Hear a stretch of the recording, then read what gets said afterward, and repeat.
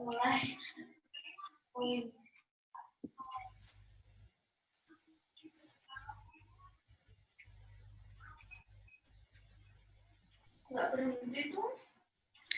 Assalamualaikum warahmatullahi wabarakatuh.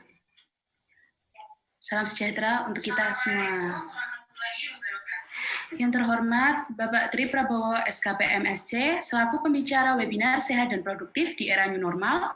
Yang saya hormati Bapak Dr. Lili Indriharta SPD MM selaku dosen pembimbing lapangan. Yang berbahagia peserta webinar Sehat dan Produktif di Era New Normal KKN tematik COVID-19 UPN Veteran Yogyakarta tahun 2020. Marilah bersama-sama kita panjatkan puji syukur kehadirat Tuhan Yang Maha Esa telah memberikan karunia-Nya sehingga pada hari ini kita dapat mengikuti seminar online Sehat dan Produktif di Era New Normal KKN tematik COVID-19 UPN Veteran Yogyakarta tahun 2020. Sebelumnya saya ucapkan selamat datang kepada seluruh peserta webinar Sehat dan Produktif di Era New Normal. Dan saya sampaikan terima kasih atas partisipasinya dalam acara ini. Perkenalkan, saya Sekar Dimas Pratiwi sebagai Master of Ceremony sekaligus moderator. Pada kesempatan ini perkenalkan saya untuk membacakan susunan acaranya. Yang pertama adalah pembukaan, kedua sambutan-sambutan, ketiga acara inti, keempat tanya jawab, dan yang kelima penutupan. Hadirin yang saya hormati, untuk acara yang pertama, marilah kita buka dengan membaca basmalah bersama-sama. Bismillahirrahmanirrahim. Untuk acara kedua adalah sambutan-sambutan. Yang pertama adalah sambutan yang akan disampaikan oleh Ketua Kelompok KKN tematik COVID-19 UPN Veteran Yogyakarta, kelompok 53, kepada Saudara Amartya Maeswara Manik, saya persilahkan.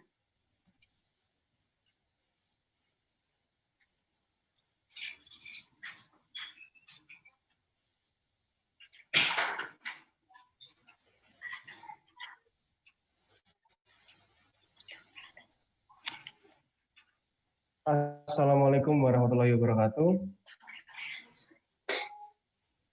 Ada ya suaranya, cek Pak Tri Prabowo, Sekar Dimas, suara saya ada ya? Ada. Oke. Assalamualaikum warahmatullahi wabarakatuh. Pertama-tama yang kami hormati Bapak Tri Prabowo SKP MSc selaku pembicara webinar Sehat dan Produktif di Era New Normal. Lalu yang kami hormati Bapak Lili Indriharta, SPD MM, selaku dosen pembimbing lapangan kami, dan hadirin peserta webinar yang berbahagia. Marilah kita manjatkan puji syukur kepada Allah SWT atas nikmat dan hidayah yang diberikan kepada kita, sehingga pada hari ini kita masih diberikan kesehatan untuk dapat mengikuti webinar ini. Terima kasih kami ucapkan kepada Bapak Tri Prabowo SKP MSc, yang telah meluangkan waktu untuk mengisi webinar kali ini, dan kami ucapkan terima kasih kepada Bapak Lili Indriharta SPD M yang telah membimbing kami dalam menyelenggarakan webinar ini. Selamat datang kami ucapkan kepada seluruh peserta webinar yang hadir di sini. Webinar ini mengambil topik sehat dan produktif di era new normal, dan webinar ini diperuntukkan bagi semua lapisan masyarakat.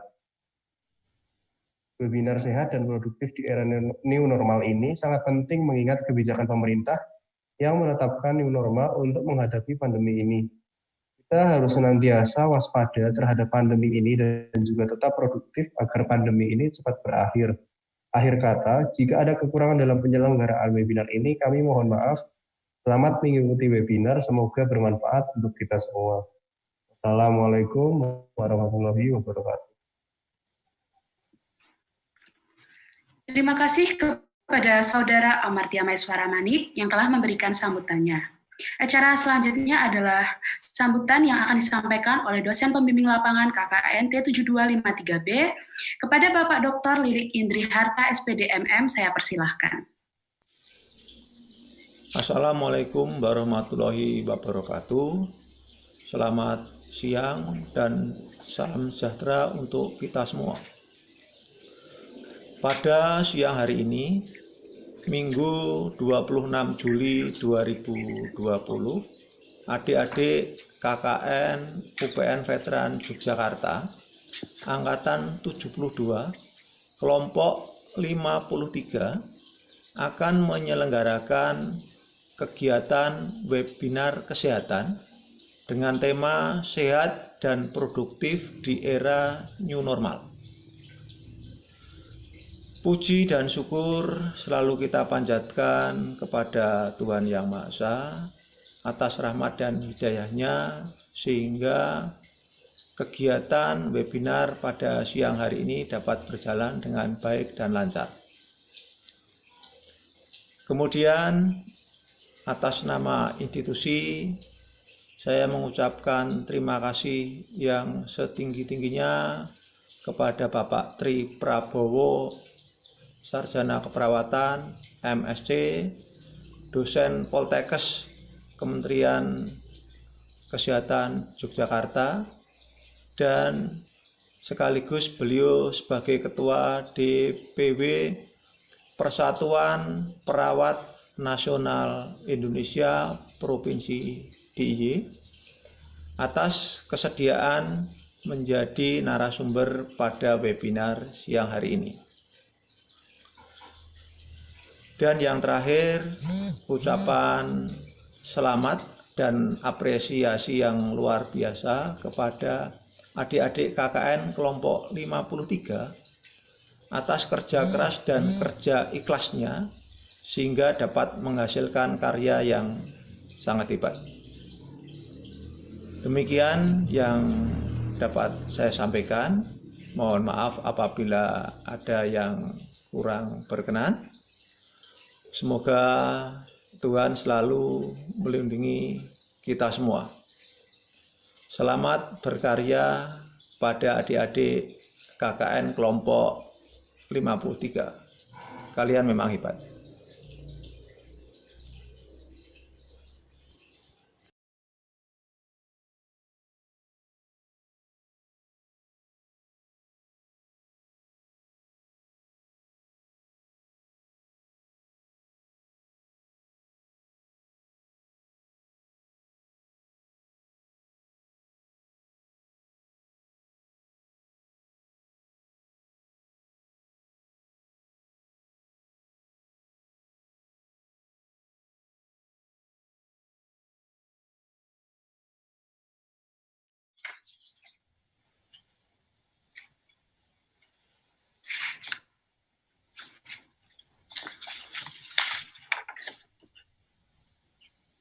Bapak Tri Prabowo SKP MSc beralamatkan di Santan Gang 1 11B Maguwo Harjo, Depok Sleman, Yogyakarta.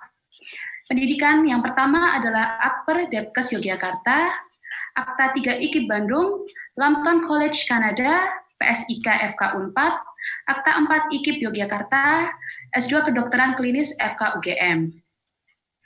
Riwayat pekerjaan yang pertama adalah Poltekkes Kemenkes Yogyakarta tahun 1988 hingga sekarang, PSIK VFK UGM tahun 98 sampai 2006. Pengalaman organisasi yang pertama adalah Sekretaris PPNI DIY tahun 2000 hingga 2005, Sekretaris PPNI DIY tahun 2010 hingga 2015, Wakil Ketua PPNI DIY tahun 2011 hingga 2016, Pengurus IPKKI DIY tahun 2011 hingga 2016, Ketua Jurusan Keperawatan Poltekkes Yogyakarta 2014 hingga 2018, Ketua DPW PPNI DIY 2016 hingga sekarang, anggota MTKP DIY 2016 hingga sekarang, Asesor Lamkes 2014 hingga sekarang, Pengurus AIP VKI Regional 13 2015 hingga 2019. Sekian pemaparan daftar riwayat hidup narasumber. Sebagai informasi, setelah pemaparan materi akan ada sesi tanya-jawab. Untuk itu, bagi peserta yang ingin menyampaikan pertanyaan, bisa di kolom komentar YouTube streaming. Acara selanjutnya yaitu pemaparan materi oleh Bapak Tri Prabowo, SKP MSc. Waktu dan tempat saya persilahkan.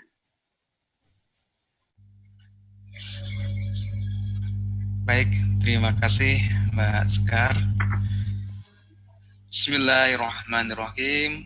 Assalamualaikum warahmatullahi wabarakatuh.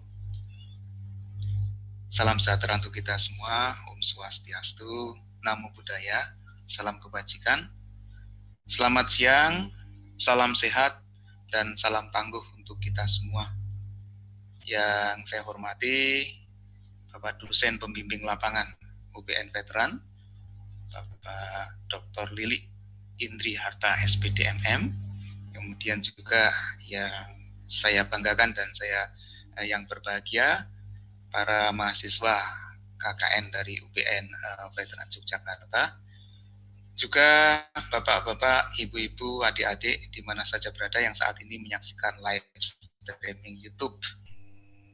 Pertama dan utama tentunya kita panjatkan puji syukur kita kehadirat Tuhan Yang Maha Esa Allah Subhanahu wa taala yang senantiasa memberikan kita nikmat sehat dan nikmat sempat, sehingga pada siang hari ini kita masih diberikan kesempatan untuk bisa bersama-sama bertatap muka meskipun dari jarak jauh melalui via online ya. Yang Bapak Ibu para peserta, izinkanlah saya Tri Prabowo pada kesempatan ini akan menyampaikan pandangan sedikit tentang sehat dan produktif di era new normal. Saya tidak bermaksud mengajar atau menggurui bapak-bapak, ibu-ibu, juga adik-adik semuanya. Namun dalam hal ini saya sekedar memenuhi kewajiban saya di mana sebagai anggota masyarakat dan anggota warga negara, di dalam ajaran agama saya dikatakan bahwa sesungguhnya manusia itu dalam kerugian. Kecuali manusia yang tidak rugi itu adalah manusia yang selalu, salah satunya adalah selalu mengingatkan sesuatu kebenaran atau hak. Ya, mudah-mudahan hal yang akan kita bicarakan ini menjadi kebaikan dan kebenaran, dan tentunya bisa menjadi pahala bagi kita semuanya, khususnya pada para mahasiswa dari UPN Veteran yang senantiasa memberikan ilmunya untuk masyarakat luas di Indonesia yang saat ini menghadapi new normal life. Kalau kita berbicara normal life, namun sebelumnya izinkan saya untuk share dulu materi saya. Sebentar, sambil mempersiapkan. Apakah materi saya sudah bisa dilihat? Sudah ya? Sudah Pak Tri, sampun. Sudah, ampun ya. Jadi saya akan menyajikan terkait dengan sehat dan produktif di era new normal ini. Kadang-kadang sering di masyarakat itu diartikan yang namanya new normal life itu, new itu baru, normal itu sembuh atau waras gitu ya. Sehingga dikatakan orang yang baru hidup atau orang yang baru waras sembuh dari penyakitnya. Jadi istilahnya kayak orang gila yang waras gitu ya. Yang kadang-kadang di era sekarang ini, karena kemarin mungkin dia gila, mungkin dia mengalami suatu kecemasan, mungkin dia mengalami suatu kepanikan dan sebagainya, kemudian terjadi lockdown secara lokal, tidak bisa kemana-mana. Begitu sekarang sudah dibuka norma baru ini, kemudian ya kadang-kadang kita berbuat semaunya sendiri, seperti ya sembuh dari tadi penyakitnya kan begitu ya. Sebetulnya bukan begitu. Yang dimaksud dengan new normal life itu adalah tata kehidupan baru. Kita masuk di dalam tata kehidupan baru ini karena dampak dari pandemi COVID-19. Di mana kita tahu betul COVID-19 ini merupakan satu penyakit ya yang sekarang angkanya pada hari ini tercatat tanggal 25 kemarin itu di Indonesia sudah 97.286 orang yang positif terkena, dan yang meninggal ini sudah 4.714 orang, dan ini tertinggi di Asia ya, Asia Tenggara ini tertinggi kita. Jadi kita tidak menghendaki kondisi seperti itu. Untuk itu tentunya bagaimana kita bisa memasuki era new normal ini tetap sehat dan produktif. Untuk itu izinkanlah saya nanti akan menyampaikan beberapa pokok bahasan ataupun apa yang akan kita bicarakan bersama-sama. Saya akan mengulas sedikit terkait dengan COVID itu, kenapa kok kita harus memasuki era kehidupan baru ini terkait dengan pandemi COVID itu apa dan bagaimana COVID, yang saya yakin ini Bapak Ibu, saudara-saudara sekalian sudah memahami, sudah tahu terkait dengan hal ini. Tetapi saya ingin mencoba mengungkapkan lagi. Kemudian juga kondisi penyebaran COVID di Indonesia. Saya ingin sampaikan terkait dengan hal ini, khususnya kenapa sekarang di dalam memasuki kehidupan baru ini kok kasusnya bertambah. Ini perlu kita pahami bersama, sehingga dengan kita memahami bersama tadi, kemudian kita masuk di dalam era new normal itu, apa itu era normal, kemudian kita bisa membuat kiat-kiat untuk menjaga kesehatan di tengah new normal itu sendiri. Ini yang nanti akan kita bahas bersama-sama. Nah, nanti kalau ada hal-hal yang ingin ditanyakan, ya semampu saya, kalau saya akan bisa menjawab, ya akan saya coba untuk jawab. Nah, yang pertama kita akan berbicara mengenai sedikit gambaran terkait dengan COVID-19 ini.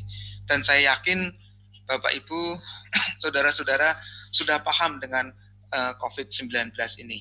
Di mana kita pahami betul yang namanya COVID-19 itu, kalau menurut WHO dari istilah COVID itu adalah corona, CO-nya itu, Co-nya adalah corona, V-nya adalah virus, D-nya adalah disease. Jadi coronavirus disease 19 ini karena terjadi pada tahun 2019, sehingga istilahnya adalah COVID-19. Nah, apa COVID-19 ini? Ya, apa COVID-19 atau coronavirus disease 2019 ini? Coronavirus itu sendiri adalah suatu virus yang dapat menyebabkan penyakit pada hewan atau manusia. Dan beberapa jenis virus itu, coronavirus sebetulnya menyebabkan saluran infeksi pada pernafasan manusia itu dimulai dari batuk pilek. Ya, sehingga itu sebetulnya coronavirus itu sudah ada dulu. Ya, dulu istilahnya MERS, ya, dari Middle East Respiratory Syndrome. Ya, itu yang terutama di Middle East itu adalah di dulu yang haji itu, ya, yang di Arab Saudi itu mereka menderita flu, begitu, flu berat, itu juga coronavirus tapi namanya MERS. Kemudian muncul lagi yang namanya SARS, ya, Severe Acute Respiratory Syndrome, ya. Kemudian ada corona jenis baru yang ditemukan menyebabkan penyakit COVID-19 ini. Nah, COVID-19 ini adalah penyakit yang menular disebabkan oleh jenis coronavirus yang baru ditemukan tadi. Yang kita tahu betul, paham betul bahwa virus baru dan penyakit yang disebabkan ini tidak dikenal sebelumnya. Mulai wabahnya di Wuhan, Cina tahun bulan Desember 2019, kemudian sekarang sudah menjadi pandemi yang terjadi di banyak negara di seluruh dunia, termasuk di Indonesia. Nah, kalau kita melihat coronavirus sendiri, ini kan gejalanya apa kan gitu, yang kita juga sudah paham. Nah, yang ingin saya sampaikan kepada Bapak Ibu saudara sekalian adalah bahwa yang namanya virus itu penyebabnya biasanya dikatakan flu-like symptom. Jadi banyak penyakit yang dikatakan gejalanya itu adalah flu-like symptom. Flu-like symptom itu adalah seperti flu. Ya memang ini flu gitu ya.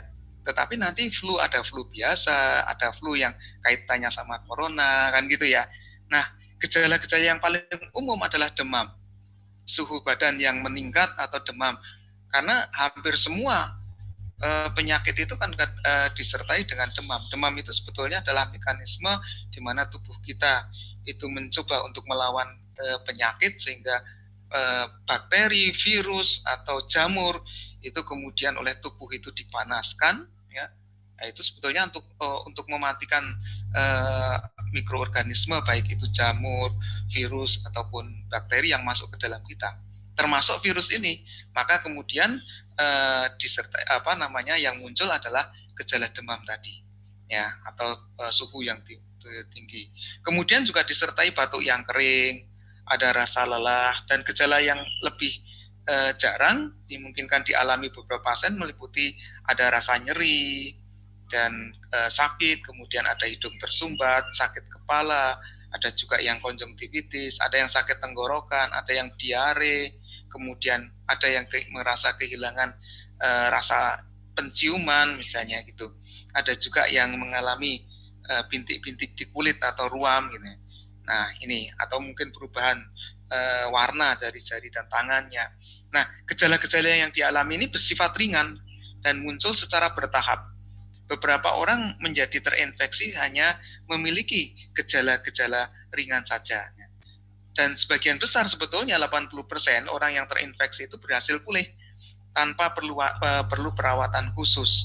Nah, namun demikian, ini kita harus paham betul bahwa sekitar 1 dari 5 orang yang terinfeksi COVID itu bisa menderita sakit parah dan kesulitan bernafas, mengalami gangguan kesulitan bernafas, kalau dalam istilah medisnya adalah pneumonia atau pneumonia. Nah, terutama kalau yang terkena ini adalah dia memiliki kondisi khusus, misalnya pada orang lanjut usia, kemudian yang dikatakan komorbid atau memiliki penyakit penyerta, misalnya tekanan darah tinggi, gangguan jantung, kemudian gangguan paru, diabetes atau kanker, ini ya. Ini mengalami kemungkinan lebih besar untuk mengalami kondisi yang lebih serius. Inilah yang harus kita perhatikan betul. Kita tidak tahu, karena di penyakit sebelumnya kan sudah ada yang barangkali kena penyakit jantung, kena penyakit diabetes, kena penyakit paru. Begitu dia terkena virus ini menjadi lebih parah. Nah, ini yang harus kita perhatikan betul ya. Kemudian dengan orang di segala usia, semua orang itu bisa mengalami demam dan batuk disertai dengan kesulitan bernafas, ada nyeri tekan di dada, mungkin sampai tidak bisa berbicara atau bergerak saja dia susah kan gitu ya. Nah untuk itu kita harus paham terkait dengan hal ini. Dan yang selalu kita dengarkan biasanya gejala-gejala itu muncul sampai 14 hari, itu yang disebut dengan masa inkubasi ya. Karena kalau kita sudah sekarang terkena, istilahnya terpapar, kemudian bisa menjalar itu dari hari pertama, hari kedua, mungkin dia gejalanya ringan saja, mirip seperti masuk angin biasa. Kemudian sampai hari keempat sudah mulai dengan sakit tenggorokan, mulai serak dan seterusnya, hari kelima dan seterusnya. Nah ini yang kemudian kalau dia itu bertambah parah, maka pada hari ke-7 sampai ke-14 dia akan menimbulkan rasa yang tidak nyaman, yang harus dia kalau memang berat ini harus mendapatkan satu perawatan yang khusus. Nah ini yang perlu kita pahami betul ya. Ini ya. Nah kemudian itu sekilas mengenai apa itu coronavirus yang barangkali Bapak Ibu sudah paham bersama-sama. Yang kedua, lalu bagaimana penyebaran COVID-19 ini? Seperti tadi saya sampaikan bahwa COVID-19 ini sebetulnya adalah dari virusnya sendiri itu mudah menyebar kan gitu ya. Orang dapat tertular COVID-19 ini dari orang lain yang terinfeksi. Nah, dan COVID-19 ini dapat menyebar terutama dari orang ke orang melalui suatu percikan hidung atau mulut. Saya akan mencoba mengilustrasikan. Nah ini sebelum saya berlanjut ke sana, saya ingin sampaikan situasi yang tadi sudah saya sampaikan ya, bahwa saya mencatat di sini tanggal 23 Juli yang lalu, 3 hari yang lalu ya, ini yang diumumkan tanggal 24 itu baru 93.657. Dalam 2 hari ya sampai tanggal 25 itu sudah menjadi 97.286. Bisa dibayangkan, kasus yang meninggal tadinya hanya 4.576, dalam 2 hari itu sekarang mencapai 4.714. Ini adalah suatu kondisi yang luar biasa. Dan saya kalau boleh mengatakan, kalau dulu itu sudah katanya stabil, kemudian kita memasuki norma baru. Ternyata begitu kita memasuki norma baru ini, sekarang saya khawatirkan dulu yang disebut dengan second wave atau gelombang kedua. Nah sekarang ini sudah kelihatannya, menurut saya sih, ini sudah memasuki gelombang kedua. Kalau dulu kasusnya baru sedikit, kita khawatirnya luar biasa, tapi ternyata sekarang ini kasusnya banyak, kayaknya tenang-tenang saja. Ini yang pada kesempatan ini kita harus mengkaji bersama-sama terkait dengan hal ini. Ini penyebaran di Indonesia sudah seperti itu. Bagaimana dengan Jogja sendiri? Bapak Ibu, saudara sekalian, di Jogja sendiri pun ini kita juga turut prihatin. Beberapa waktu yang lalu kita diskusi bersama, kebetulan saya di organisasi profesi ikut dilibatkan di dalam kegiatan-kegiatan di wilayah daerah istimewa Yogyakarta ini.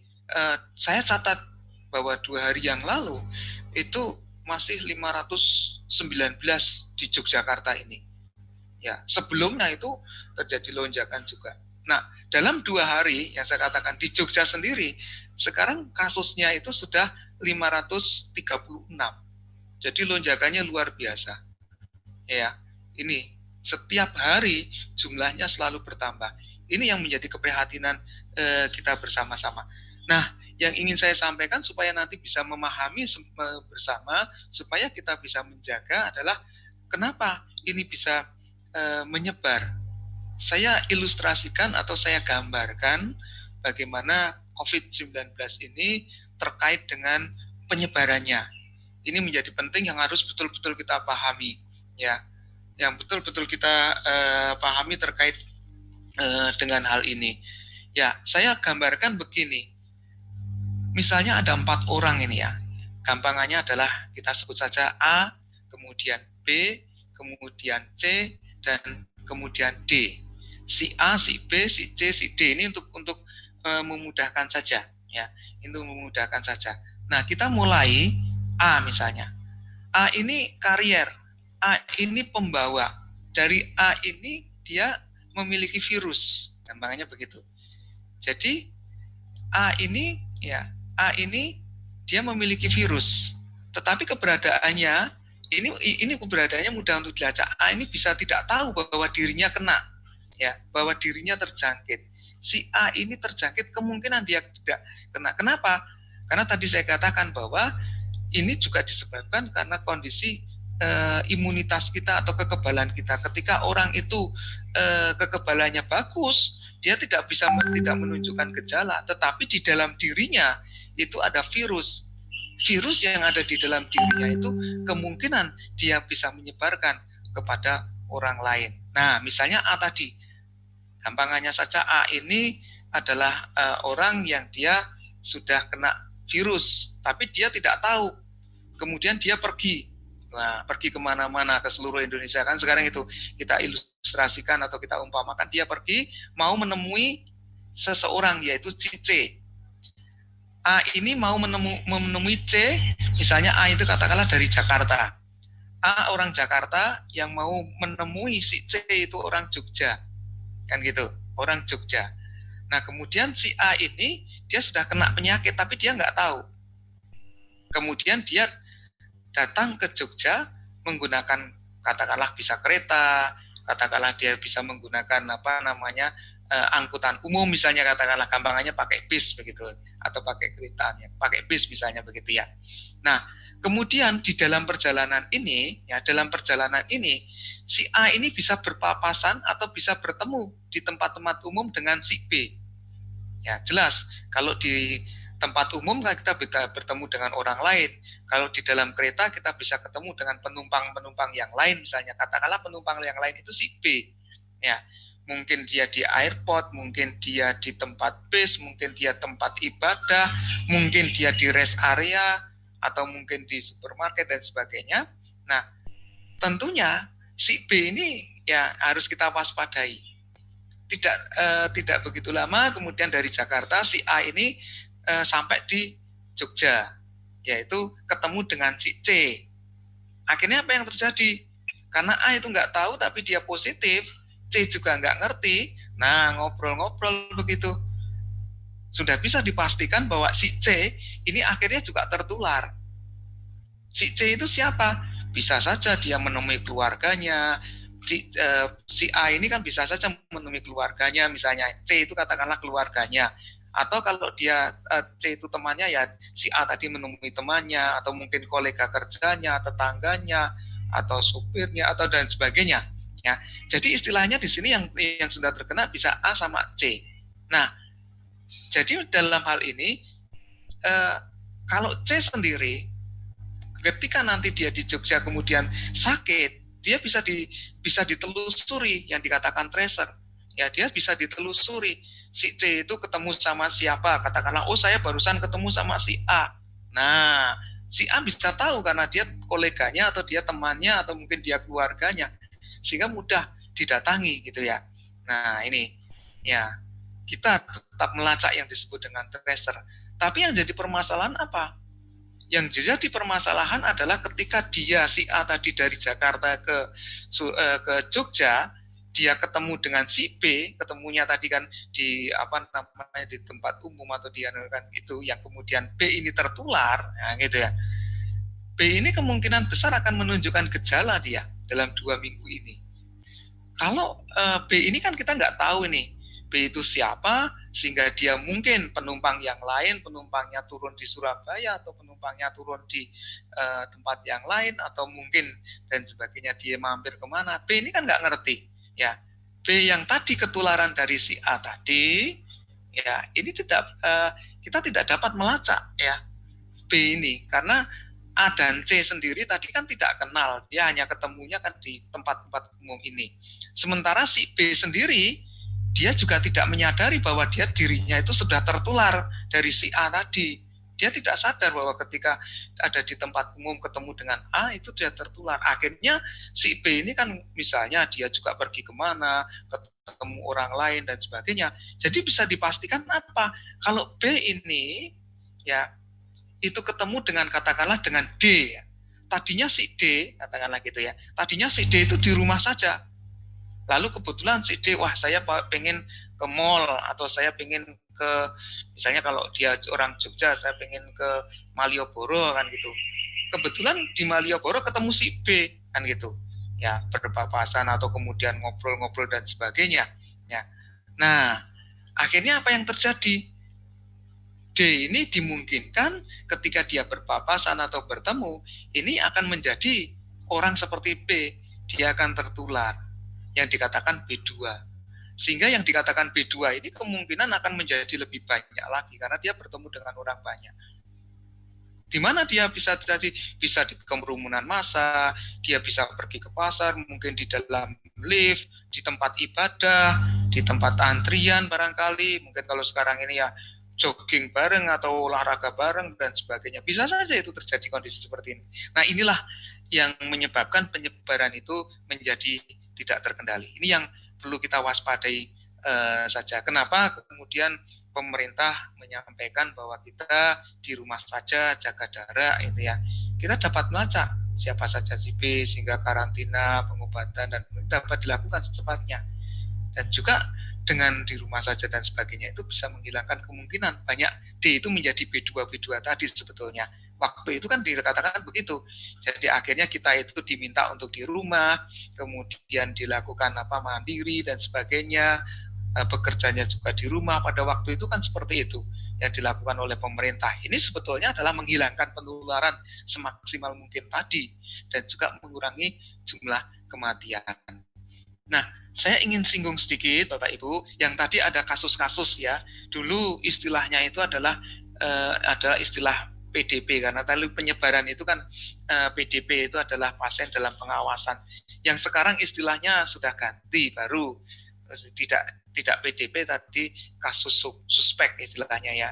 Suspek itu adalah penyebutan baru dari PDP, yaitu dia yang mengalami kondisi seperti gangguan pernafasan akut atau dia seperti flu tadi dengan demam yang lebih dari 38 derajat disertai dengan gejala batuk, sesak nafas, sakit tenggorokan ya.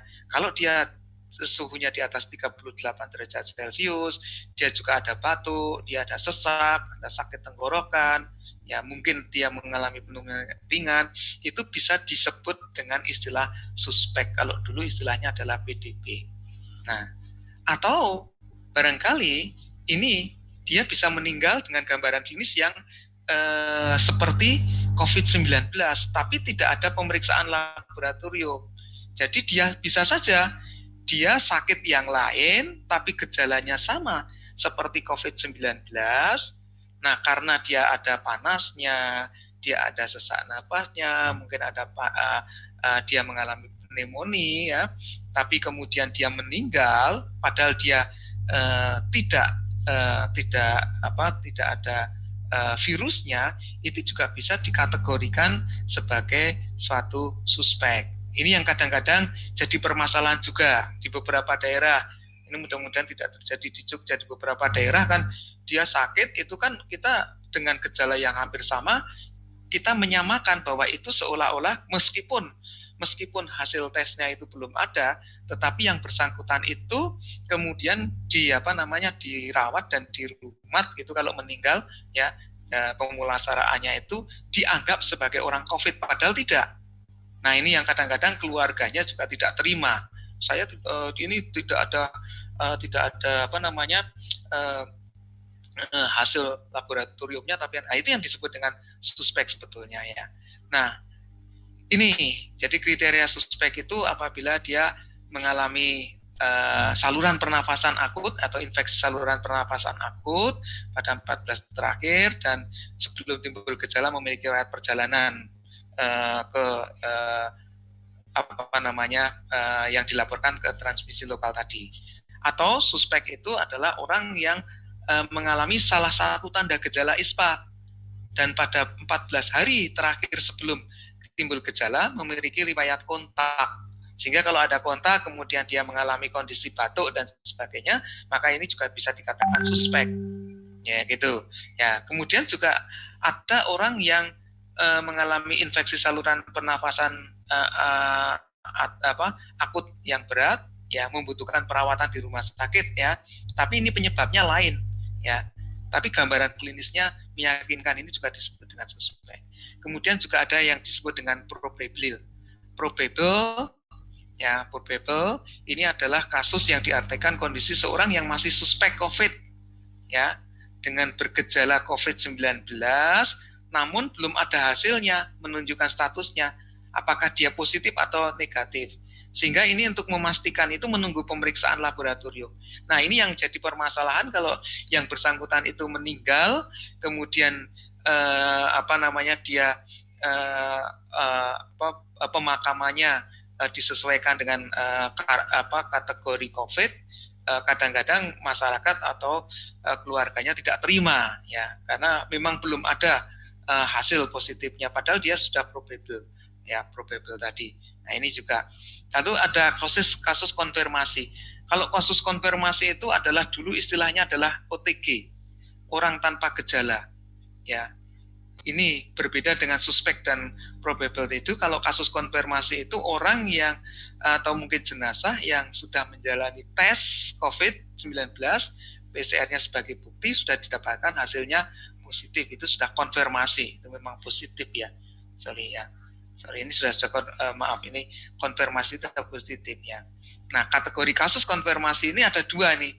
Konfirmasi dengan gejalanya ISPA, ya, positif yang simptomatik, biasanya mereka mendapatkan perawatan di rumah sakit, atau dia konfirmasi tanpa gejala, ya, yang dikatakan asimptomatik itu. Ya, ini mungkin karena sistem imunnya kuat sehingga dia tidak mengalami kondisi-kondisi parah. Nah, ini yang sudah positif tapi kok boleh, kenapa orang yang positif kok masih boleh atau harus dirawat di rumah atau karantina mandiri kan gitu ya. Karena dia ini daya tahan tubuhnya kuat sehingga tidak menimbulkan permasalahan berat seperti sesak nafas yang berat, sehingga tidak perlu dilakukan perawatan di rumah sakit ya. Kemudian ada juga yang disebut dengan pengertian kasus kontak erat ya, yang kontak erat. Ini orang yang memiliki riwayat kontak dengan kasus yang probable tadi atau yang konfirmasi ya, mungkin dia tatap muka, berdekatan ya. Kalau dulu istilahnya adalah ODP. Nah ya, orang dengan pemantauan. Sekarang istilahnya adalah kontak erat. Ya, ini dia sentuhan langsung dengan kasus tadi probable atau kasus yang sudah konfirmasi atau yang positif tadi. Mungkin dia bersalaman, berpegangan tangan dan lain-lain ya. Atau orang yang memberikan perawatan langsung terhadap kasus ini kalau tenaga-tenaga kesehatan. Teman-teman saya tenaga-tenaga kesehatan itu ya, dia kontak erat ya, karena dia melakukan perawatan langsung ya. Kalau dia tanpa menggunakan alat pelindung diri sesuai standar, maka dia akan terkena kan gitu. Nah ini Bapak Ibu, saudara sekalian, saya mohon juga ini untuk disadari betul teman-teman saya, tenaga-tenaga kesehatan ini ya, terutama di puskesmas itu, di situ kan pasiennya banyak. Ternyata dia itu positif yang tidak mengaku kan gitu ya. Nah kadang-kadang ini kemudian juga bisa karena kontak, kemudian tenaga kesehatan itu juga menjadi terkena juga, misalnya seperti itu. Itu yang kasus-kasus yang terjadi. Atau mungkin situasi lainnya yang mengindikasikan adanya kontak berdasarkan penilaian resiko lokal tadi ya. Ini yang ada. Nah kemudian ada yang biasanya pada kasus-kasus itu ada isolasi kan itu ya. Isolasinya itu isolasi mandiri. Ada yang katanya 14 hari ini. Dia bisa selesai isolasi. Kadang-kadang ini penting juga untuk di masyarakat. Kapan dia kalau diisolasi itu boleh kemudian boleh beraktivitas normal kembali, artinya beraktivitas normal itu dia bersama orang lain, ya. Itu kalau kasusnya itu positif tanpa gejala, yang tidak dilakukan pemeriksaan follow up dengan ditambah 10 hari dia sudah mandiri, itu boleh kemudian bergabung dengan yang lain ya. Kasus konfirmasi dengan gejala yang simptomatik tadi yang jelas ya, setelah dilakukan pemeriksaan kemudian dihitung 10 hari tanggal onset itu ditambah dengan 3 hari lagi tidak menunjukkan gejala demam, ini juga sudah dinyatakan sehingga dikatakan pulang ya. Nah ini yang dikatakan. Nah Bapak Ibu saudara sekalian, kemudian selanjutnya setelah kita paham berkaitan dengan bagaimana penyebarannya, tadi saya katakan bahwa kondisi sekarang ini kita tidak tahu ya. Mohon maaf, bukan berarti saya mengatakan semua itu orang itu kena penyakit atau kena COVID ya, tapi kita tidak tahu apakah saya ataukah teman saya ataukah siapa yang kita berpapasan. Itu kan juga seperti tadi yang kasusnya B dan B, kita itu B2 tadi ya, artinya BB yang kita mungkin saja kita itu positif, tapi kemungkinan kita tidak menunjukkan gejala. Nah ini kemudian ini yang menyebar banyak ya. Nah sehingga dengan kondisi seperti ini ada istilah era new normal life tadi ya. Saya sampaikan lagi bahwa yang namanya new normal life itu seperti tadi saya sudah sampaikan bahwa yang namanya new normal life itu berkaitan dengan tata kehidupan baru. Kita masuk di dalam tata kehidupan baru sebagai dampak dari pandemi COVID ini, di mana intinya adalah perubahan perilaku. Perilaku apa? Di era new normal ini, di era kehidupan baru ini, ada perubahan perilaku untuk tetap menjalankan aktivitas normal, namun ditambah dengan menerapkan protokol kesehatan. Untuk apa? Untuk mencegah terjadinya penularan COVID-19. Jadi kondisi saat ini kita sudah diperbolehkan lagi melaksanakan aktivitas-aktivitas secara normal, tapi ada tapinya, harus tetap menerapkan protokol kesehatan untuk mencegah terjadinya penularan tadi. Itulah sebetulnya yang dikatakan sebagai new normal life atau adaptasi pada kehidupan baru ini. Ya, tentunya bagaimana kita melakukan ini? Ya tadi menjaga jarak kan gitu ya. Kemudian ada interaksi. Ya, ini harus dipahami ya. Maaf.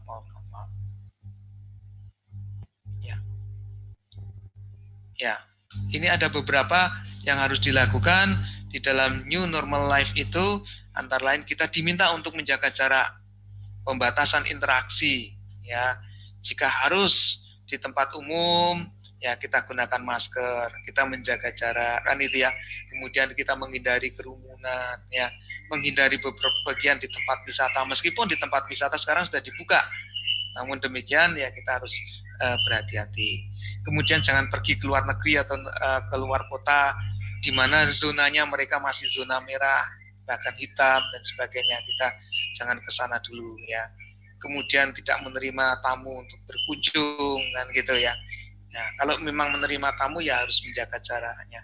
kemudian sebaiknya anak bermain di rumah saja, kemudian tidak bersalaman seperti yang dulu. Sekarang ada salam COVID secara khusus ya, gantinya bersalaman ini. Ya, ini juga terjadi. Jadi kita diminta di dalam new normal life itu untuk menjaga diri dan menjaga keluarga kita. Ya, dengan cara apa? Perilaku hidup bersih dan hidup sehat. Ya, lebih sering mencuci tangan, memakai sabun. Kemudian kita tetap melaksanakan aktivitas fisik. Ya, boleh melaksanakan aktivitas fisik dalam rangka untuk meningkatkan imunitas atau kekebalan kita. Kemudian konsumsi gizinya yang baik, suplemen vitaminnya monggo silakan saja. Ya, jelas istirahat cukup. Ya, itu. Kalau kemudian dia pergi sampai di rumah, ya harus mengganti pakaian, segera mandi dan seterusnya. Itu ya. Ini adalah kita menjaga diri kita dan keluarganya. Kemudian juga yang dilakukan adalah isolasi mandiri. Jika kita harus mengisolasi mandiri, tetap tinggal di rumah kan gitu ya. Nah ini kalau terjadi kondisi seperti itu. Dan ada 5 hal penting yang dicegah, misalnya tadi. 1, yang disarankan adalah sering untuk mencuci tangan menggunakan sabun. Makanya sekarang di setiap kampung itu Pak RT, Pak RW itu menyarankan supaya menyediakan cuci tangan di depan rumahnya masing-masing. Ini nanti teman-teman dari KKN bisa menyampaikan kepada masyarakat untuk menyediakan tempat cuci tangan, tempat mandi dan sebagainya. Kemudian di dalam bekerja, belajar, beribadah tentunya bagaimana jarak yang dihindari dan sebagainya. Ini seperti ada. Nah ini termasuk bagaimana kalau kita batuk, ya batuk itu karena ini terjadi penyebaran yang dikatakan droplet tadi ya. Nah bagaimana kita menggunakan masker yang baik, ini penting. Ya, sekarang kan di dalam new normal ini kita disarankan untuk menggunakan masker. Pertanyaannya penggunaan masker yang baik itu yang seperti apa? Bukan hanya untuk menutupi wajah saja, tetapi kita harus waspada karena masih ada virus di sekitar kita, kan gitu ya. Kalau kita memakai masker ya harus bisa menutupi hidung dan mulut gitu. Tapi juga jangan sampai kita pakai masker malah tidak bisa bernafas. Ini juga harus kita pahami. Nah, akhirnya saya akan menyampaikan berkaitan dengan kiat menjaga kesehatan. Tadi sehat dan bugar di tengah new normal. Bagaimana kita tetap menjaga kesehatan tadi? Ini kita ambil karena Pak Jokowi sendiri sudah menyampaikan bahwa kita berdamai dengan virus corona. Pada waktu diskusi dengan teman-teman dokter, Ikatan Dokter Indonesia beberapa waktu yang lalu, ya, saya menyampaikan terkait dengan berdamai dengan virus corona. Itu kemudian ada pertanyaan, Pak, kalau namanya berdamai dengan virus corona itu berarti sekarang kita mengalah, ya. Berarti kita takluk dengan virus corona. Kalau saya, ya sebetulnya yang namanya berdamai itu bukan berarti kita kalah. Kenapa kita harus berdamai? Karena tadi, yang namanya virus corona itu ternyata tidak bisa dibasmi, tidak bisa habis, kan gitu. Kemungkinan masih tetap ada. Nah, karena kemungkinan masih tetap ada sementara kita harus melakukan aktivitas-aktivitas, ya, maka kemudian yang harus kita pahami adalah, ya kalau saya bilang perspektifnya. Yang namanya damai, yang namanya kita berdamai dengan corona itu adalah yang pertama, ini penting Bapak Ibu Saudara, setiap orang, setiap warga negara kita harus sadar, menyadari, istilahnya adalah aware terhadap penularan corona. Tadi sudah kita sampaikan bahwa coronavirus ini, COVID-19 ini bisa terjadi kontak, bisa droplet itu tadi kalau kita ngobrol-ngobrol dan sebagainya, kan gitu ya. Nah, dan ini menjadi masuk di dalam budaya kerja, di dalam kehidupan kita. Ya, jadi kita harus menyadari bahwa kemungkinan kita kontak itu bisa terjadi. Itu disadari dulu. Kemudian tadi protokol kesehatan pada setiap tempat dan pelayanan publik itu menjadi prasyarat utama. Jadi kita harus siapkan bahwa tadi saya sudah sampaikan di awal, yang namanya kita new normal itu tetap bekerja, tetapi tetap menggunakan protokol-protokol kesehatan. Kita bisa menggunakan teknologi kesehatan yang ada. Misalnya sekarang ini pemeriksaan itu kan sudah tidak, dokter itu tidak langsung berhubungan, tetapi dia kalau konsultasi dokter sudah melalui via online dan sebagainya, itu sudah ada teknologinya, ya. Kemudian, nah ini penting peran tenaga kesehatan untuk mengedukasi masyarakat. Tapi saya ingin sampaikan bukan hanya tenaga kesehatan saja, kita itu juga diminta untuk watawasobil haq tadi, saling mengingatkan. Kita harus bisa saling mengingatkan teman kita, mengingatkan saudara-saudara kita, mengingatkan di sekitar kita untuk bisa masif berkesinambungan, bukan hanya di fasilitas kesehatan masyarakat saja. Dengan cara apa tadi? Misalnya sekarang ini di dalam kondisi-kondisi seperti sekarang ini kan toko perbelanjaan, pusat perbelanjaan sudah dibuka. Silakan saja kalau Bapak Ibu Saudara sekalian mau ke pusat perbelanjaan. Tetapi untuk bisa tetap sehat, Bapak Ibu penjenengan harus ya menggunakan pemeriksaan screening pengunjung itu. Biasanya di setiap pusat-pusat pembelanjaan, begitu dia mau masuk disuruh untuk cuci tangan, kemudian diukur suhunya itu. Ya ikutin aja, karena memang seperti itu.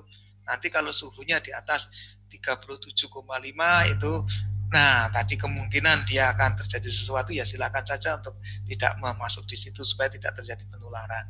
Juga menjaga jarak di pusat-pusat perbelanjaan ini, tetap menjaga jarak minimal 1-2 meter. Tapi ini kayaknya susah sekali. Saya di Jogja ini sudah masuk di beberapa toko-toko pusat perbelanjaan, bahkan ada toko-toko tertentu yang di situ waduh berjubel kan gitu ya. Ini di pasar saja. Sekarang di pasar saja Bapak Ibu kita sudah paham betul, di beberapa pasar itu sudah ada orang yang positif, pedagang-pedagang positif. Apa yang terjadi? Pasarnya kemudian ditutup, disterilkan. Itu menunjukkan bahwa di pasar pun bisa terjadi penularan. Ya, jadi kalau begitu apa? Kalau kita tidak, kalau mau sehat ya kalau kita tidak perlu sekali, ya tidak usah berbelanja, tidak usah ke pasar. Sekarang sudah ada sistem online, ya, tinggal menggunakan online saja, pesan lewat HP, nanti sudah datang sendiri. Itu kan bagus ya. Ini tetap, jadi kita tetap sehat ya, itu seperti itu. Nah, bagaimana dengan Bapak Ibu yang mempunyai usaha? Sekarang banyak di kampung-kampung juga sudah mulai ya memasarkan produknya, tidak usah mendatangi, tetapi sekarang melalui HP di-share-kan. Akhirnya banyak yang pesan. Alhamdulillah ekonominya bisa tetap jalan. Ya, ini yang diharapkan demikian. Kemudian saya ingin sampaikan juga bagaimana kiat sehat kalau kita melaksanakan ibadah di tempat ibadah. Ibadah kita di musola, di masjid, di gereja, ini tentunya ya, ini juga harus kita jaga. Tentunya di sini ada takmir masjid atau pengurus masjid, pengurus gereja, ya. Tentunya bagaimana kita melaksanakan? Boleh enggak sekarang ke masjid? Kalau dulu kan fenomenanya enggak boleh ke masjid, ya. Dan ini ada pro dan kontra juga. Silakan sekarang ke masjid. Tetapi ketika kita berada di masjid, yang pertama protokolnya adalah tetap menggunakan masker. Jadi kita beribadah tetap menggunakan masker. Kemudian kita disarankan untuk menggunakan sajadah. Jadi membawa ke masjid harus menggunakan sajadah. Kemudian disarankan untuk berwudu tidak di masjid tetapi dari rumah sudah berwudu, bersuci kan misalnya seperti ini kan sekalian juga suci kebersihan tadi. Ya, termasuk juga mungkin di gereja dan sebagainya. Di tempat masjidnya sendiri. Nah, ini mungkin dari takmirnya ya itu bisa melakukan kebersihan yang lebih, kemudian takmir masjid menyediakan alat-alat secara khusus itu untuk pendeteksi, memberikan penugasan kepada jamaah atau mungkin anggota takmir masjid untuk orang yang mau masuk itu kemudian diperiksa suhunya. Ini sangat bagus sekali ya, dan itu sudah dijalankan. Kemudian jarak softnya itu dijaraki ya 1-1,5 meter katakanlah demikian gitu.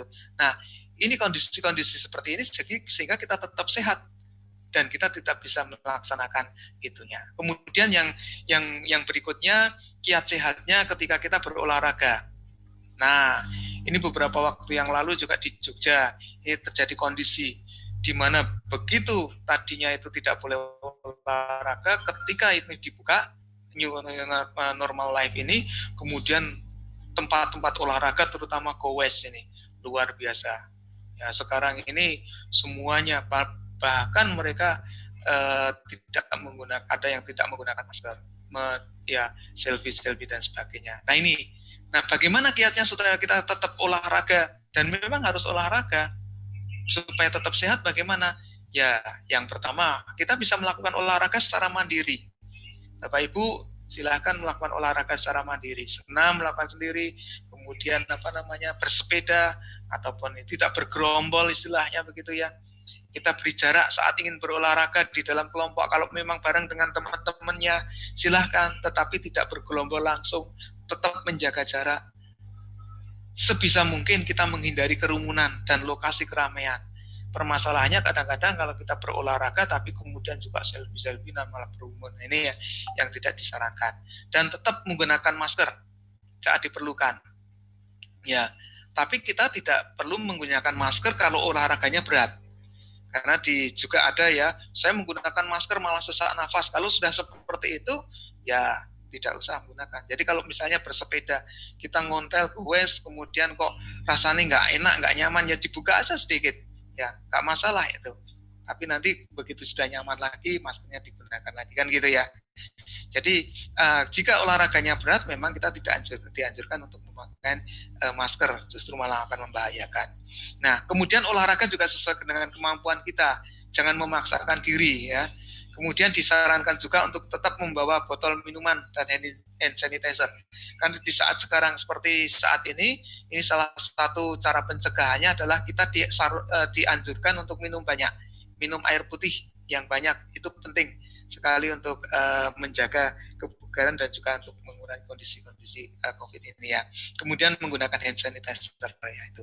Nah ini, kemudian saya ingin tambahkan juga bagaimana kita menjaga diri dan keluarganya tadi ya. Sudah keluarga kita bersama-sama bagaimana olahraganya, kebersihannya dan sebagainya ini ya, makan minumnya dan sebagainya dijaga, ini sudah ada semuanya. Nah, intinya adalah ada istilahnya adalah gergaji. Gergaji itu adalah gerakan keluarga jaga kesehatan secara mandiri. Nah, ini Bapak Ibu sekalian, ini penting sekali. Mari kita jaga diri kita, terutama keluarga kita ya. Keluarga kita dengan cara apa? Tetap di rumah. Kita keluar rumah kalau diperlukan saja, yang pertama.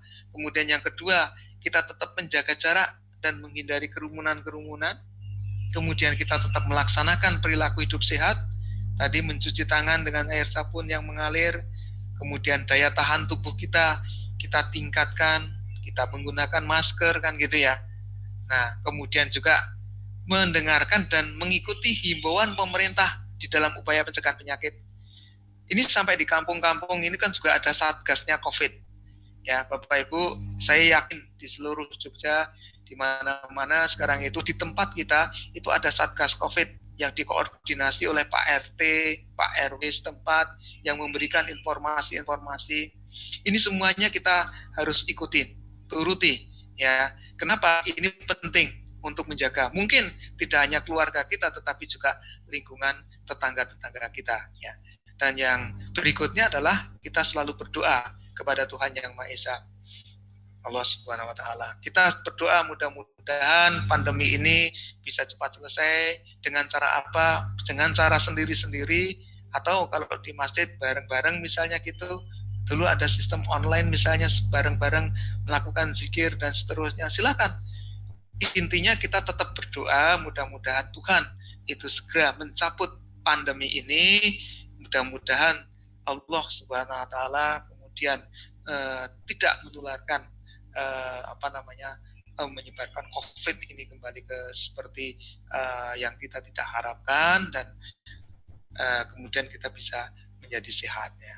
Nah, Bapak Ibu, ada juga yang ingin saya sampaikan berkaitan dengan gotong royong berdamai dengan kenormalan baru ya. Ini penting. Ini perlu kebersamaan untuk berdamai dengan new corona ini. Karena apa? Corona ini bukan masalah pribadi kita sendiri, tetapi ini juga bersama-sama dengan keluarga, bersama dengan masyarakat kita. Ya, kalau dari pemerintah, yang pertama adalah kita harus stop stigmatisasi pasien positif corona. Artinya begini, mudah-mudahan tidak terjadi di Jogja. Kita masih banyak menyaksikan di televisi banyak pasien-pasien yang diberlakukan corona itu kemudian tidak terima keluarganya, tidak terima masyarakatnya. Ya, jadi kalau anggota keluarganya ada yang sakit kemudian dianggap corona, tidak terima. Bahkan sudah mereka diperlakukan itu sampai meninggal saja harus dilakukan perlakuan secara khusus, mereka tidak terima. Lah ini tolong stop stigmatisasi seperti saat ini. Kalau memang dari pihak rumah sakit, dari pemerintah sudah menyampaikan bahwa yang bersangkutan itu suspek atau memang harus melakukan protokol COVID, ya kita tetap harus menerima terus itu. Kemudian mohon ada dukungan tenaga medis, ya, dengan di rumah saja. Kenapa ini saya katakan begitu? Saya sebagai tenaga medis, ya, saya sebagai tenaga kesehatan, saya juga tidak menginginkan saya dan teman-teman saya itu banyak yang terkena penyakit. Bapak Ibu, ya, ternyata para dokter, para perawat ini banyak yang sudah meninggal. Kenapa? Karena dia merawat, tapi kemudian dia juga tertular. Dia sebetulnya mau menyembuhkan pasiennya, tetapi dirinya juga kena. Nah ini, tolong ini. Dengan Bapak Ibu bisa memenuhi protokol-protokol kesehatan, tetap sehat, artinya orang yang sakit sedikit. Kalau orang yang sakit sedikit, maka tenaga-tenaga kesehatan itu juga tidak kewalahan. Nah ini yang kita kita sangat harapkan. Kemudian bantu aparat mendata dan mendistribusi bantuan sosial kalau ada. Ya biasanya Pak RT, Pak RW, ini kalau ada bantuan sosial silakan. Dan saling mengingatkan untuk tidak mudik, itu tadi sudah. Kemudian sebarkan kabar baik dan hentikan hoax. Nah, di masa-masa seperti ini kadang-kadang terjadi hoax, ya, berita-berita yang tidak betul. Kalau kita menerima berita-berita, kita lihat dulu beritanya itu kira-kira betul atau tidak. Kita minta informasi yang jelas, ya, supaya kita tidak terprovokasi. Ya, ini ya, kemudian PSBB yang selalu dilakukan. Nah, saya ingin sampaikan juga pada kondisi saat ini kita harus gotong royong bersama-sama melalui istilahnya adalah ada RW siaga, ya. Jadi ada istilah sekarang adalah RW siaga. RW siaga itu siapa? Jadi karena ini di masyarakat kita bersama-sama, tidak hanya petugas-petugas kesehatan, tetapi Bapak Ibu anggota masyarakat kita bisa berperan untuk bisa mengatasi permasalahan ini. Misalnya pemuka-pemuka agama. Para pemuka agama itu bisa menghimbau masyarakatnya agar tenang, bisa mengisolasi diri, bisa menjaga jarak, ya. Dia menyampaikan di dalam khotbah-khotbahnya, ya, melakukan pengumuman pagi sore misalnya dari tempat ibadah, ya, untuk mengingatkan warga untuk tetap tentang pencegahan. Ini di beberapa masjid sudah dilakukan, ini sangat bagus sekali. Kemudian para pemuka agama itu juga berkoordinasi dengan RW, RT setempat, ya. Nah, ini mengenai infak dan sedekah terkait dengan COVID. Kalau ada yang ini ada bantuan dan sebagainya. Kemudian Bapak Ibu di RW itu biasanya ada yang namanya kader kesehatan. Nah, ibu-ibu kader kesehatan ini juga bisa kita fungsikan bersama-sama sebagai tim siaga di dalam COVID-19 tingkat RW ini. Untuk apa? Ya, menemukan dan merujuk penderita COVID, ya. Mungkin Bu kader itu yang sudah paham terkait dengan COVID itu bisa memberikan informasi kepada warganya. Kalau ada pertemuan-pertemuan dan kepada ibu-ibu tetap berikan informasi tentang COVID-19 ini, ya. Kemudian melakukan koordinasi dengan puskesmas yang terkait dengan COVID ini. Kemudian ibu-ibu PKK juga demikian juga. Pak RT, Pak RW, nah ini jelas Pak RW, Pak RT ini bertanggung jawab terhadap warganya. Ada posko COVID, nah, biasanya di tingkat RW. Ini bagus menjamin distribusi pangan ke masyarakat. Kalau misalnya di situ ada orang yang kesusahan dan seterusnya. Saya kira bisa melakukan pencatatan, pendataan, bantuan, termasuk koordinasi dengan kelurahan, ya, dengan puskesmas, kayak gitu. Nah ini, kemudian pendataan kalau ada pendatang dan sebagainya, ya. Ini keamanan, petugas-petugas keamanan di kampung.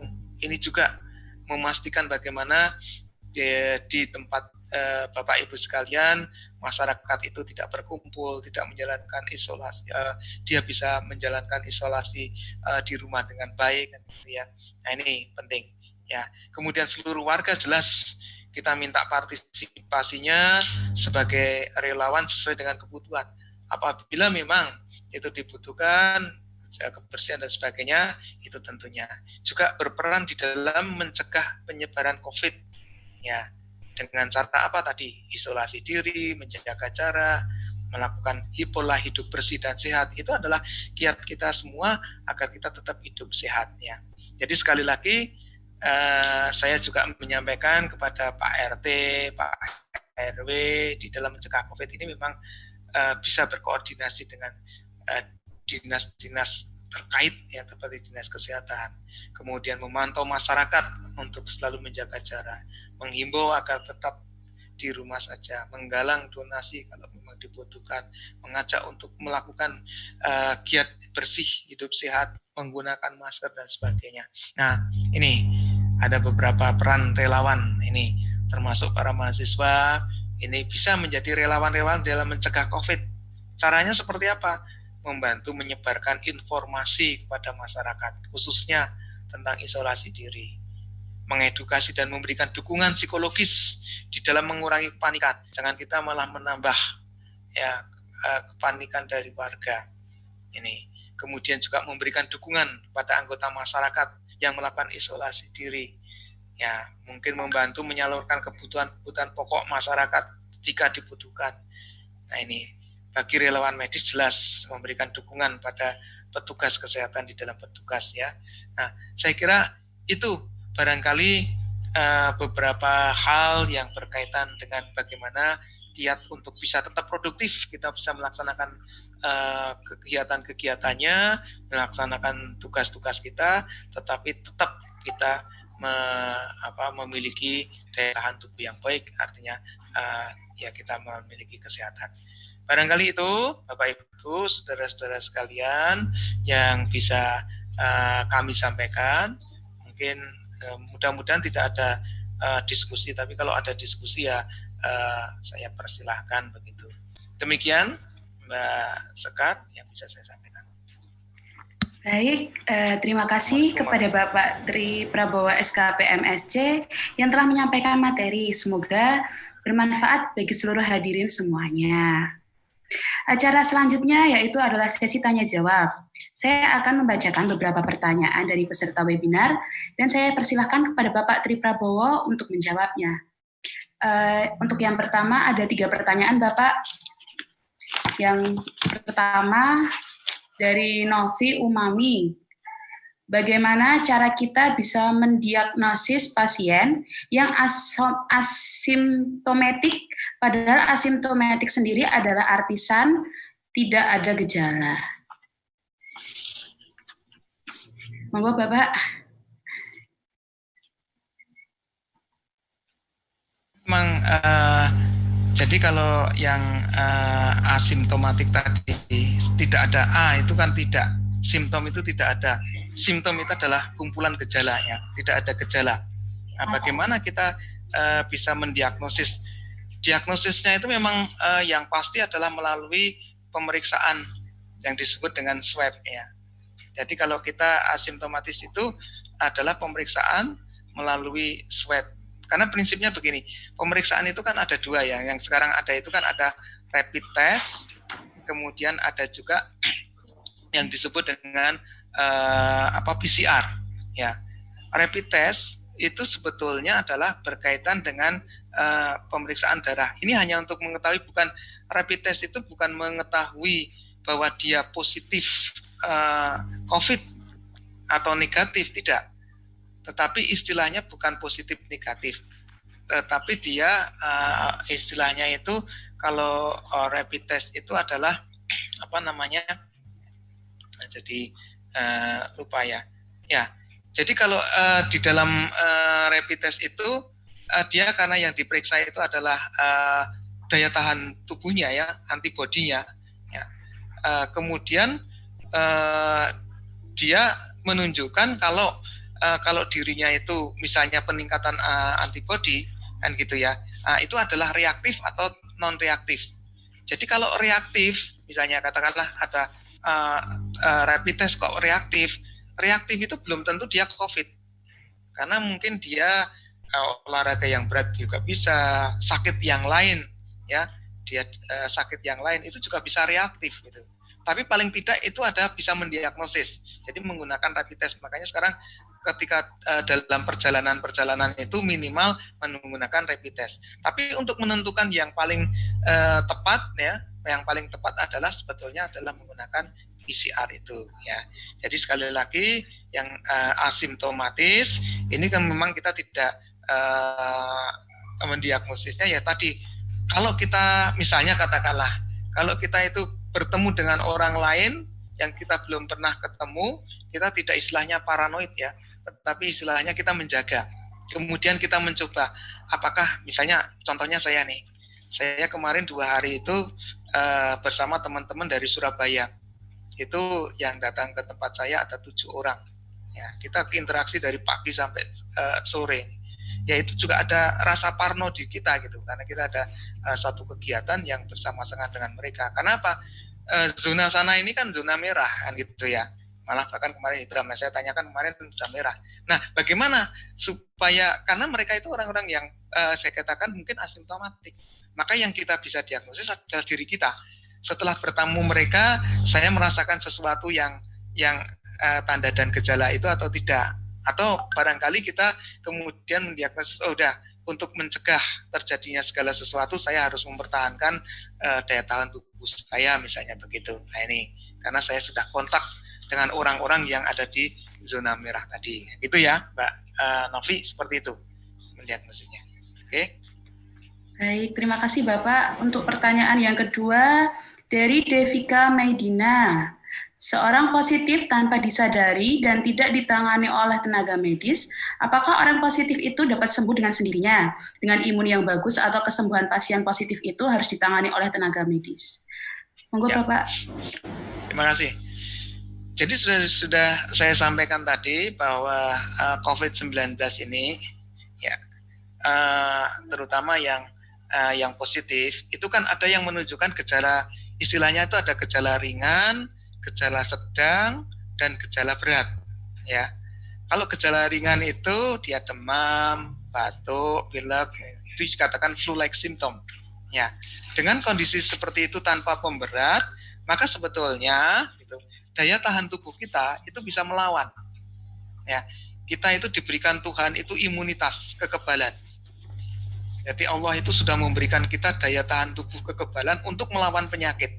Jadi panas itu sebetulnya, kita kok panas itu adalah mekanisme tubuh ya untuk meningkatkan tadi antibodi itu adalah untuk melawan penyakit yang ada. Tadi saya katakan bahwa panas tubuh itu dia akan bisa membuat bakteri, virus atau jamur yang ada di dalam tubuh itu bisa mati kan gitu ya.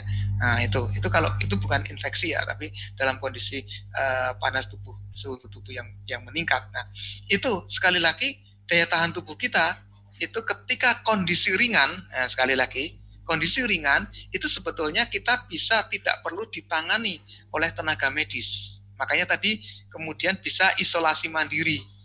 Nah, hanya tetap menjaga jarak supaya tidak terjadi penyebaran. Nah, di dalam dirinya sendiri bagaimana supaya daya tahan tubuhnya itu bagus? Kalau dia merasa atau dia memang positif ringan, bisa tadi makanannya.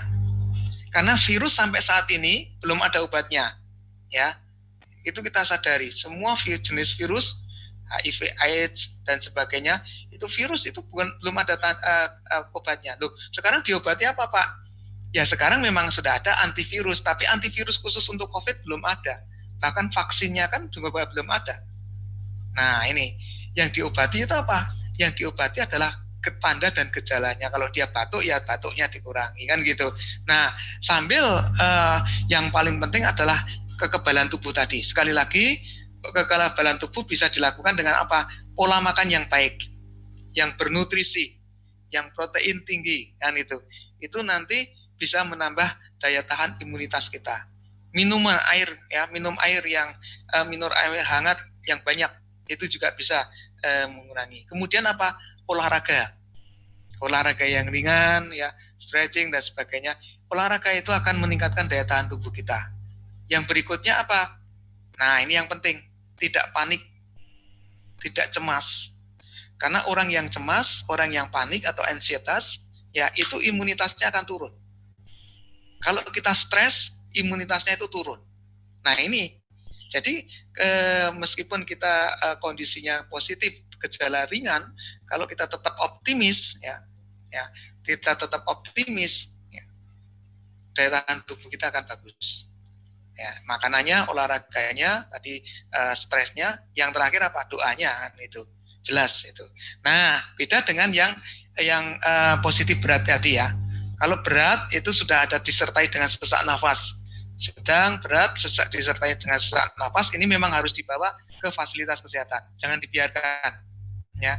Jangan dibiarkan kalau ada orang yang sudah mulai kok dia merasakan ada sesak nafas, tidak nyaman, segera itu dibawa. Karena tidak bisa sesak nafas itu nanti akan ada bantuan untuk oksigenasi dan sebagainya. Kemudian apa nanti yang terjadi di dalam itu kan nanti tenaga medis yang tahu terkait itu. Yang kemudian yang berikutnya begini, kalau itu dia punya komorbid atau penyerta, sebaiknya memang tetap harus dilakukan perawatan di rumah sakit atau fasilitas kesehatan itu. Tapi kalau orang yang biasa-biasa saja bisa ringan itu ditangani sendiri. Begitu Mbak Devika. Terima kasih.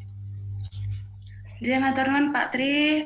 Pertanyaan yang selanjutnya dari Dinda Pertiwi, yaitu terkait tes COVID-19 gratis yang sekarang banyak terjadi. Di situ terjadi suatu perkumpulan. Apakah itu tidak menjadi awal penyebaran? Apakah itu menjadi efektif? Monggo Pak Tri. Pertanyaan yang bagus sekali ya ini kondisinya. Jadi gini, terkait dengan tes COVID yang gratis, ini tentunya petugas kesehatan itu sudah dilatih ya. Jadi yang namanya suatu perkumpulan itu mereka juga tidak boleh kumpul-kumpul, tetapi mesti mereka sudah dijaga jarak ya. Itu sudah ada protokolnya. Ya, jadi di kesehatan itu para petugas itu sudah dilakukan pelatihan secara khusus, ada protokol-protokol. Kenapa? Mereka protokol itu supaya dirinya juga tidak tertular gitu ya. Kemudian juga orang yang diperiksa itu tidak menularkan kepada yang lain kalau memang positif kan gitu. Ya, itu sudah ada aturan mainnya. Jadi di dalam misalnya meskipun itu dilakukan di tempat-tempat umum seperti di pasar atau di tempat-tempat di kantor, itu tetap ya. Jadi petugas itu tetap menggunakan alat pelindung diri atau APD ya. Kemudian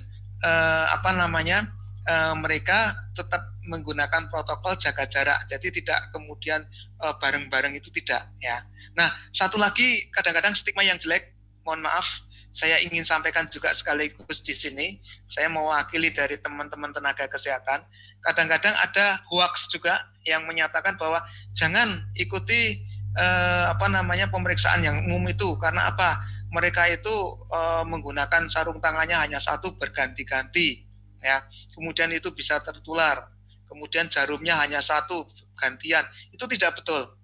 Ya, kalau toh dia sarung tangannya itu gantian, itu kalau pemeriksaan pemeriksaan yang rapid test itu memang dia bisa disterilisasi atau didisinfeksi, ya. Kemudian dia melakukan pemeriksaan lagi gitu. Tapi kalau pemeriksaan swab itu ya memang setelah melakukan pemeriksaan dia kemudian harus digantikan APD-nya kan gitu ya. Jadi tidak benar kalau kemudian petugas itu malah kita bisa ketularan. Itu memang stigma itu. Dan efektif atau tidak, saya katakan tadi kalau untuk screening ya dari sisi epidemiologi, untuk screening itu pemeriksaan yang bareng-bareng itu penting. Justru seperti sekarang ini, kasusnya banyak, itu bukan berarti dulu tidak ada. Sekarang kasus itu diketahui, dan itu banyak karena sekarang itu screeningnya atau pemeriksaan-pemeriksaan itu sudah lebih banyak. Tidak seperti dulu. Ya, itu menunjukkan bahwa dengan banyaknya screening dilakukan di beberapa tempat, di tempat-tempat umum, itu kemudian ternyata ini efektif untuk memantau banyaknya pasien yang terdampak itu. Jadi seperti itu. Ini ya. Tapi kalau berkaitan dengan tadi ditanyakan